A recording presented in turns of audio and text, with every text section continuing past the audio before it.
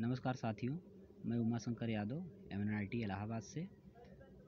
हमारा ये नया यूट्यूब चैनल है, हम इस पे शुरुआत कर रहे हैं और आज पहला टॉपिक है साइक्लोन एंड इट्स रीजन, यानी चक्रवात और इसके आने वाले क्षेत्र।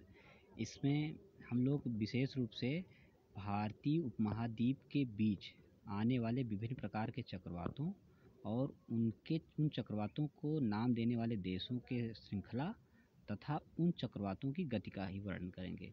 तो सबसे पहले आइए हम लोग शुरू करते हैं चक्रवात आने वाले क्षेत्र। तो भारतीय उपमहाद्वीप में विशेषकर चक्रवात दो क्षेत्रों में आते हैं, एक अरब सागर क्षेत्र में आता है, दूसरा बंगाल की खाड़ी का क्षेत्र में आता है। तो अरब सागर में सबसे पहले अभी जो मई महीने में पहली मई बीच में आया था, 18 से 20 मई के बीच आया था तौकते चक्रवात, और वो चक्रवात जो है गोवा, गुजरात, महाराष्ट्र के क्षेत्रों को प्रभावित किया था। इसी प्रकार से बंगाल की खाड़ी के क्षेत्र में यास चक्रवात आया, अभी जो 25 या 26 मई के बीच आया है, और ये चक्रवात उड़ीसा, बंगाल, पश्चिम बंगाल, इन सब क्षेत्रों में आया। और इसी प्रकार से इससे पहले 2020 में निसर्ग चक्रवात भी आया था, जो अरब सागर क्षेत्र में आया था। और बंगाल की खाड़ी में जो 2020 में आया था वो अम्फन चक्रवात था। फेनी चक्रवात भी बंगाल की खाड़ी में आया था। नरगिस चक्रवात भी उसी क्षेत्र में म्यांमार और बंगाल खाड़ी से ही आया था, जो म्यांमार देश और पूर्वी भारत के क्षेत्रों को प्रभावित किया था बंगाल खाड़ी को लेकर के। और हम अगर देखें तो 2019 में कुछ चक्रवात रहे हैं जो विशेष रूप से प्रसिद्ध रहे हैं, जैसे क्यार, माहा, वायु, हिका। ये विशेष प्रकार के 4 चक्रवात जो 2019 में आए थे। अब हम आते हैं उन टॉपिक पर कि चक्रवात का नाम बताने वाले देशों का क्रम। तो इसमें देखा जाता है कि विभिन्न प्रकार के चक्रवातों का नाम बताने का जो तरीका है वो IMD, इंडियन मेटेरोलॉजिकल डिपार्टमेंट, वो 4 क्षेत्रों में विभाजित करके उनको अलग अलग देशों का, जो भारतीय उपमहाद्वीप के आसपास के देश हैं, उन देशों को नामकरण करने का तरीका अल्फ़ाबेट के आधार पे है। जैसे बांग्लादेश का अल्फ़ाबेट में सबसे पहले आता है, तो सबसे पहला जो नाम दिया जाएगा वो बांग्लादेश के द्वारा दिया जाएगा। दूसरा नाम भारत के द्वारा दिया जाएगा, यानी इंडिया का दिया जाएगा। तीसरा ईरान के द्वारा दिया जाएगा। चौथा मालदीव के द्वारा दिया जाएगा। म्यांमार 5वें नंबर पे आएगा। ओमान 6ठे नंबर पे। पाकिस्तान 7वें नंबर पे। कतर 8वें नंबर पे। सऊदी अरब 9वें नंबर पे। श्रीलंका 10वें नंबर पे। थाईलैंड 11वें नंबर पे। UAE 12वें नंबर पे और यमन 13वें नंबर पे है। तो जैसे बांग्लादेश ने नाम दिया था निसर्ग चक्रवात आया था, भारत ने गति दिया था, ईरान ने निवार नाम दिया था चक्रवात का, मालदीव ने बुरेवी नाम दिया था चक्रवात का, म्यांमार ने टौकते दिया है जो अभी आया है। अब ओमान 26 मई को जो आया था, ओमान के द्वारा दिया गया नाम है यास। और अब भविष्य में आने वाले 2021 में जो चक्रवात आएगा उसका नाम पाकिस्तान देश द्वारा नामकरण किया जाएगा और जिसका नाम होगा गुलाब। और इसी प्रकार कतर उसके बाद आएगा, कतर देश जो चक्रवात आएगा उसका नाम शाहीन देगा। सऊदी अरब द्वारा जवात नाम दिया जाएगा। श्रीलंका द्वारा आसनी चक्रवात का नाम दिया जाएगा। थाईलैंड सित्रैंग चक्रवात का नाम देगा। UAE मंदोस चक्रवात का नाम देगा और यमन मोचा चक्रवात का नाम देगा।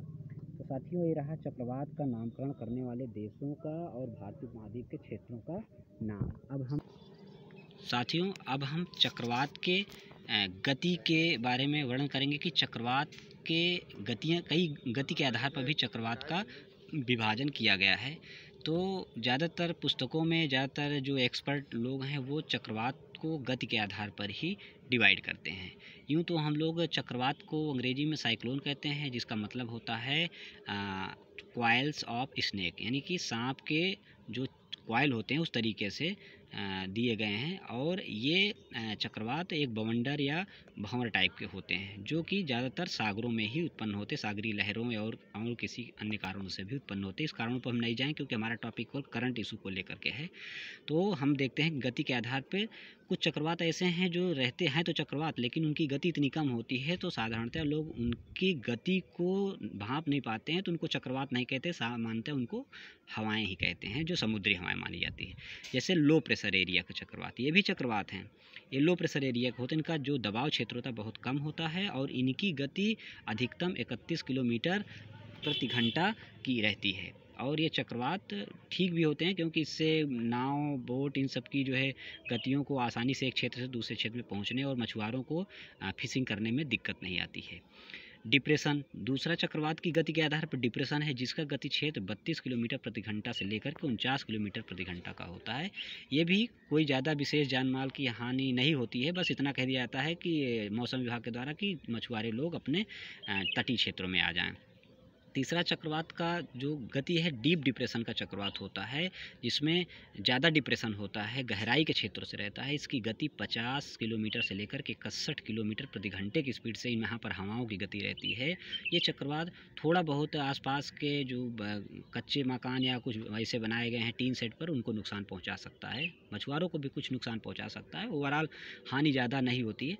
अगला है साइक्लोनिक स्टॉर्म, जिसको रियल के रूप में मतलब सही अर्थों में चक्रवात उसे ही कहते हैं, साइक्लोन उसे ही कहते हैं, जिसकी गति 62 किलोमीटर प्रति घंटा से लेकर 88 किलोमीटर प्रति घंटा तक रहती है। ये चक्रवात थोड़ा बहुत नुकसान पहुंचाता है, इसको वैसे डीप डिप्रेशन जैसा ही माना जाता है। अब जो चक्रवात है सीवियर साइक्लोनिक स्टॉर्म, ये चक्रवात उससे थोड़ा सा ज़्यादा हानिकारक होता है और इसकी गति 89 किलोमीटर प्रति घंटा से 118 किलोमीटर प्रति घंटे की रहती है।